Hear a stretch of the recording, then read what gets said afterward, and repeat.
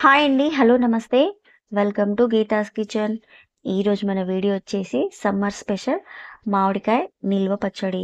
ఈ మామిడికాయ నిల్వ పచ్చడి కోసం ముందుగా ఒక బౌల్ తీసుకొని అందులో 3 కప్పుల దాకా మామిడి ముక్కల్ని వేసేసుకోవాలి. ఈ మామిడి ముక్కలు ఇలా కొంచెం మీడియం సైజులో కట్ చేసుకొని తీసుకోవాలి. మామిడికాయలు మరీ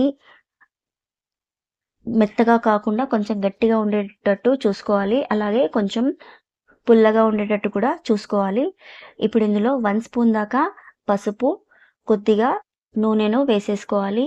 ఈ నూనె, పసుపు ముక్కలకు బాగా పట్టేలాగా కలిపేసుకోవాలి. ఈ ఆయిల్ వచ్చేసి వేరుశనగ పప్పు నూనె. మీరు కావాలి అనుకుంటే నువ్వుల నూనెను కూడా యూజ్ చేసుకోవచ్చు. 2 టేస్ట్ బావుంటాయి. ఈ ముక్కలకంతా పసుపు బాగా పట్టించిన తర్వాత దీన్ని పక్కకు పెట్టేసేయాలి. ఇప్పుడు ఒక చిన్న బౌల్ తీసుకొని అందులో 1 కప్పు దాకా కారం, అరకప్పు దాకా ఆవాల పొడి, పావు కప్పు దాకా మెంతుల పొడి, 1 స్పూన్ జీలకర్ర పొడి, హాఫ్ కప్పు దాకా కల్లుప్పు. ఈ కల్లుప్పుని నేను మెత్తగా గ్రైండ్ చేసి ఇందులో వేసేసుకున్నాను. ఇప్పుడు వీటన్నిటిని కలిసేలాగా కలిపేసుకోవాలి. ఈ కొలతలతో పచ్చడిని చేసుకుంటే టేస్ట్ చాలా బావుంటుంది. అలాగే ఈ పచ్చడిని 1 ఇయర్ పాటు ఈజీగా నిల్వ చేసుకోవచ్చు. ఇప్పుడు ఇదంతా కలిపేసుకున్న తర్వాత దీన్ని పక్కకు పెట్టేసేయాలి. ఇప్పుడు మామిడికాయ ముక్కల్ని తీసుకొని దీంట్లో మనం కలిపేసి పెట్టుకున్న కారం పొడిని ఇందులో వేసేసి కలిపేసుకోవాలి. ఈ కారం పొడిని ముక్కలకు బాగా పట్టేలాగా కలిపేసేయాలి.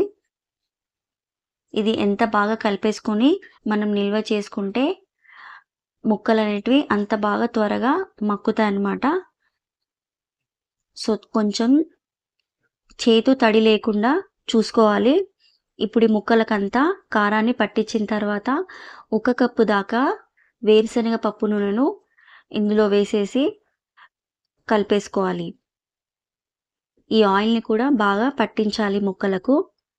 ఇది ఇలా కలిపేసుకొని ఇప్పుడు ఇందులో మీకు నచ్చినట్టయితే వెల్లుల్లి రెబ్బల్ని కచ్చా పచ్చాగా దంచుకొని ఇందులో వేసేసుకోవచ్చు. అలాగే డైరెక్ట్ అయినా కూడా వేసేసుకోవచ్చు. ఇక్కడ నేను గుప్పెడు వెల్లుల్లి రెబ్బల్ని ఇలా డైరెక్ట్‌గానే వేసేసుకుంటున్నాను. ఇది కూడా ఇలాగ బాగా కలిపేసుకొని పెట్టేసుకుంటే రుచికరమైన మామిడికాయ పచ్చడి రెడీ. దీన్ని ఇలా బాగా కలిపేసుకొని 3 రోజుల పాటు నిల్వ పెట్టేసి తర్వాత మరొకసారి కలిపేసుకుంటే అప్పుడు యూజ్ చేసుకోవచ్చు. దీన్ని ఒక గాజు సీసాలో నిల్వ చేసుకోవాలి.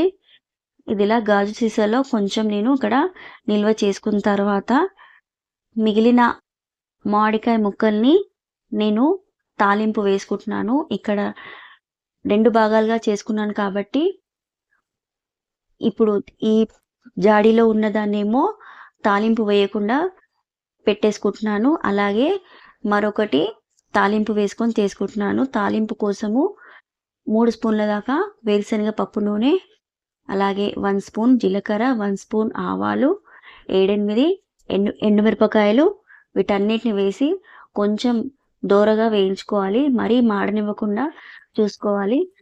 పోపు పూర్తిగా చల్లారిన తర్వాతనే ఈ మామిడికాయ ముక్కలకు పట్టించాలి. అంతే, టేస్టీగా ఉండే మామిడికాయ నిల్వ పచ్చడి రెడీ.